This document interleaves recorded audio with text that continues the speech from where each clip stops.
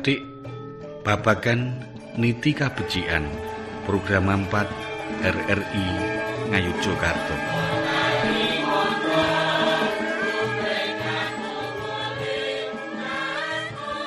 Selamat pagi, Sutresno Batik Katolik RRI Yogyakarta. Berkah dalem. Apa kabar Anda pagi ini? Semoga kita semua, keluarga kita, dan orang-orang yang kita sayangi selalu tinggal dalam kasih Allah.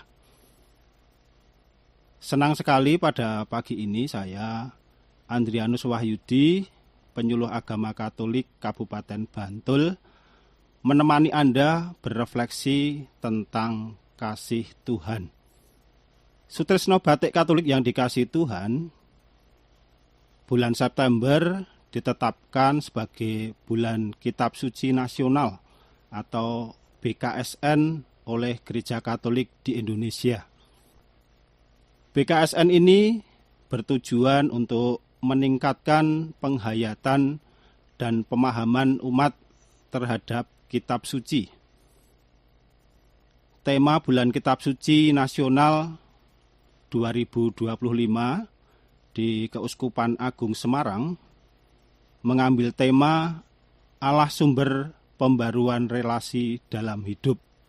Dalam bahasa Jawa, Gusti Allah sumbering kekuatan nganyarake urip.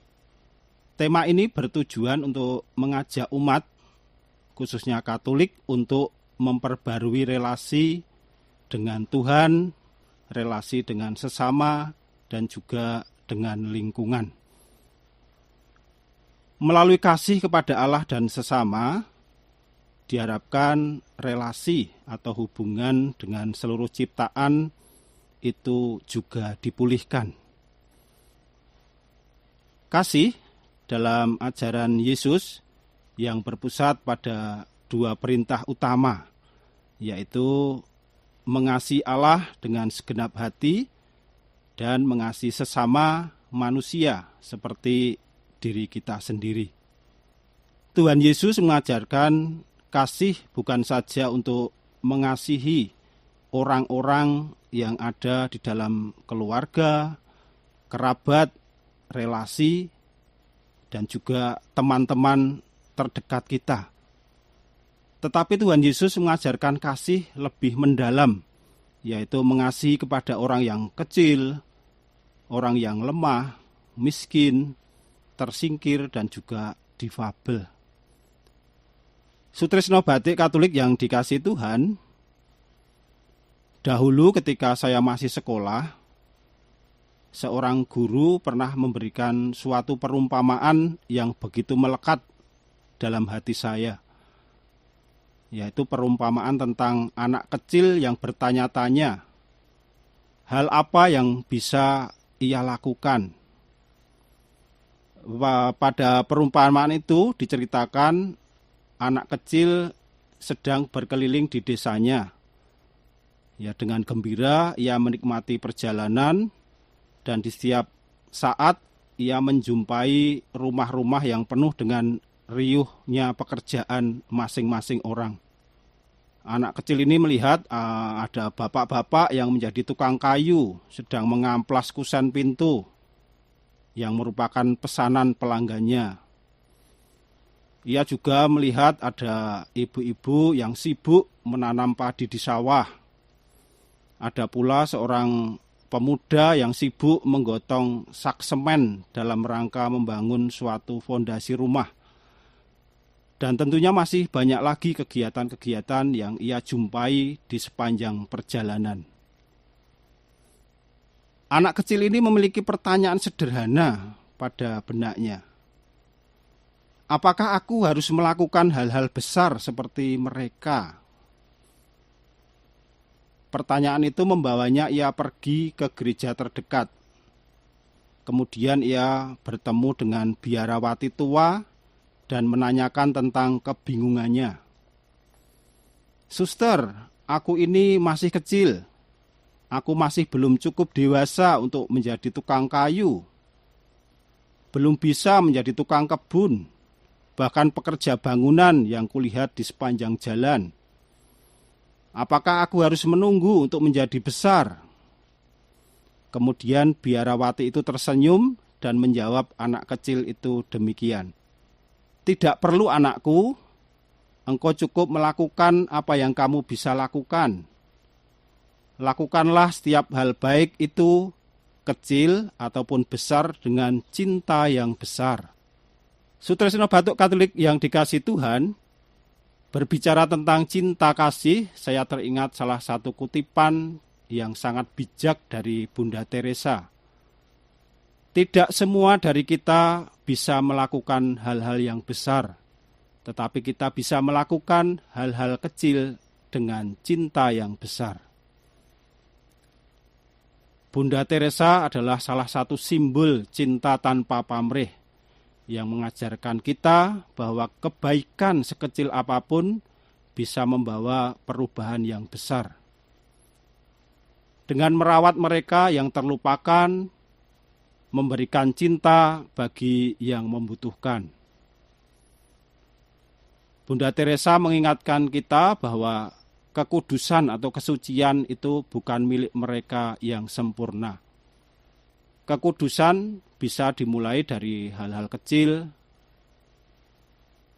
secangkir air untuk yang haus, seulas senyum untuk yang lelah, bahkan sehelai doa untuk yang terluka. Karena kasih tidak selalu mengubah sistem, tetapi kasih dapat menyembuhkan jiwa, dan itu cukup untuk menjadikan dunia tempat yang lebih baik. Sutresno Batik yang dikasihi Tuhan, saya mempunyai sebuah pengalaman sewaktu saya berada di Bekasi tahun 2006. Saya tinggal bersama dengan teman-teman di sebuah rumah milik Keuskupan Agung Jakarta. Rumah itu sering disebut sentral atau sentrum gitu, karena biasa digunakan untuk kegiatan bersama, baik dalam kegiatan menggereja atau kegiatan masyarakat. Kami mempunyai seorang teman yang berasal dari Semarang. Nama lengkapnya adalah Antonius Slamet Riyadi. Tetapi Mas Antonius Slamet Riyadi ini lebih senang dipanggil dengan sebutan Mas Bejo. Maka saya bertanya, kenapa senang sekali dipanggil dengan panggilan Mas Bejo? Kemudian dia menjawab, sesuai dengan moto hidup saya, hidup adalah pilihan. Aku memilih hidup bahagia. Dan orang yang aku temui harus lebih berhasil daripada aku. Ya, itu adalah jawaban Mas Bejo. Sejauh yang saya kenal, Mas Bejo ini mempunyai jiwa yang humoris. Dia juga pekerja keras, mandiri, dan tidak suka merepotkan orang lain. Saya dapat kabar bahwa Mas Bejo ini menderita penyakit yang tergolong berat ya. Jadi hidupnya sangat tergantung kepada dokter dan juga obat. Oleh karena itu dia mempunyai keinginan sisa hidupnya akan digunakan untuk hal-hal yang berguna bagi orang lain. Mas Bejo ini mempunyai sebuah kendaraan, sebuah sepeda motor yang di jok belakangnya itu dipasang sebuah box besar warna hitam ya. Kebanyakan orang dalam box itu akan ditaruh ada mantol, ada jas hujan, antisipasi kalau nanti hujan. Ada juga yang diisi dengan makanan untuk bekal atau peralatan yang lain. Tetapi di dalam box motor milik Mas Bejo ini isinya berbeda dari kebanyakan orang. Box motornya diisi dengan bensin yang ditaruh pada botol-botol kecil bekas air mineral, kira-kira berukuran 600 ml. Kemudian saya bertanya, Mas, botol-botol bensin kuwi dinggo opo? Untuk apa? Toh nanti kalau kehabisan bensin, kita bisa beli di pom atau di warung eceran. Jawab Mas Bejo, suatu saat kalau saya ketemu orang di jalan yang kehabisan bensin, akan saya beri dengan cuma-cuma. Suatu saat saya bonceng Mas Bejo dari Bekasi ke Cikarang yang jaraknya kurang lebih 30 km. Di tengah perjalanan kami menjumpai seorang ibu yang dibantu anaknya yang masih kecil, itu mendorong sepeda motornya. Lalu kami berhenti dan menghampiri ibu dan anaknya tersebut. Setelah kami tanya, ternyata sepeda motornya kehabisan bensin. Lalu Mas Bejo memberi botol bensin yang dikeluarkan dari box motornya itu. Apa yang terjadi? Ya, kami melihat kegembiraan yang terpancar dari wajah ibu tersebut. Wajah yang lelah berubah menjadi bahagia. Mungkin kalau diukur dengan uang, harga bensin pada waktu itu, tahun itu, 1 liter seharga Rp5.000. Tidak seberapa memang, tetapi bisa membawa sukacita yang luar biasa. Pada tanggal 16 Juni 2007, Mas Bejo dipanggil Tuhan. Mas Bejo pergi untuk selama-lamanya. Tetapi dari pengalaman hidup Mas Bejo mengingatkan saya bahwa tindakan kita yang tampak kecil dan sederhana ini bisa menjadi dampak dan makna yang besar. Mas Bejo tadi bisa saja memilih untuk tidak peduli di tengah kesibukannya. Tetapi ia peduli pada ibu yang kehabisan bensin tersebut. Mungkin saja bagi sebagian orang itu adalah sebuah tindakan yang biasa. Tidak ada yang istimewa. Tetapi tanpa disadari, Tuhan lalu memakai hal yang sederhana ini menjadi sesuatu yang lebih besar dan menyentuh hati orang lain. Sutresno Batik Katolik yang dikasihi Tuhan, Tuhan Yesus dalam Injil Matius bab 25 ayat 40 mengatakan, "Aku berkata kepadamu, sesungguhnya segala sesuatu yang kamu lakukan untuk salah seorang saudaraku yang paling hina ini, kamu telah melakukannya kepadaku." Ini mengingatkan kepada kita untuk melakukan kasih kepada sesama melalui hal yang sederhana. Di era modern yang penuh dengan hiruk-pikuk, ya, media sosial, keletihan spiritual, sebuah warisan dari Bunda Teresa menjadi lentera kecil atau pelita kecil yang tidak pernah akan padam. Bunda Teresa mengajak kita berhenti sejenak, melihat sesama bukan sebagai ancaman, tapi sebagai saudara yang perlu dirangkul. Lalu apa yang akan kita perbuat pada era digital, era media sosial pada saat ini ya? Saat ini sebagian orang, setiap orang itu mempunyai handphone. Tentu banyak hal yang bisa kita lakukan.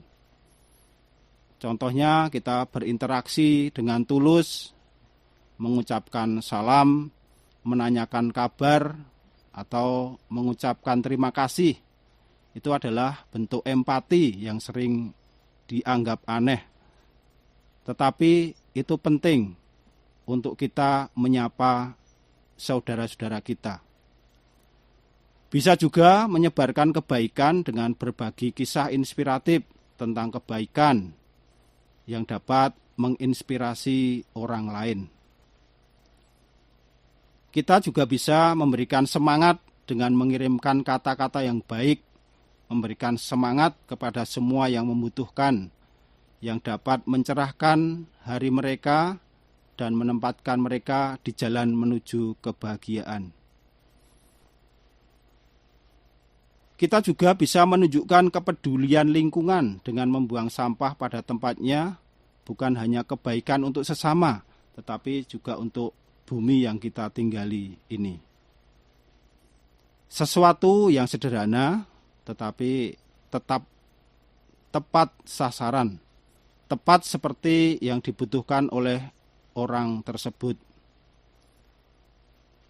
Hal sederhana apapun yang dilakukan kepada orang kecil sekalipun, jika kita melakukannya di dalam Tuhan, maka itu diperhitungkan Tuhan. Tuhan bisa memakai yang sederhana untuk sesuatu yang di luar pikiran kita, untuk maksud memuji kemuliaannya. Kita tidak selalu dapat melakukan hal-hal yang besar, namun kita bisa melakukan hal-hal yang kecil, tetapi didasari dengan kasih yang besar. Di hadapan Tuhan, yang terpenting bukanlah seberapa hebat perbuatan yang kita lakukan, melainkan perbuatan yang kita lakukan harus berlandaskan kasih dan Tuhan yang menyertai.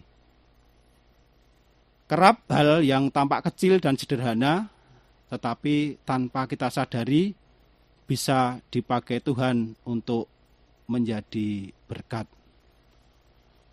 Sutresna Batik Katolik yang dikasihi Tuhan, marilah kita saling memberi berkat melalui hal-hal yang kecil, tetapi dengan kasih atau cinta yang besar. Demikian sharing yang dapat kami sampaikan pada pagi hari ini. Semoga rahmat Tuhan Yesus Kristus menyertai kita semua, orang-orang yang kita cintai. Kemuliaan kepada Bapa dan Putera dan Roh Kudus. Amin. Selamat pagi dan berkah dalam.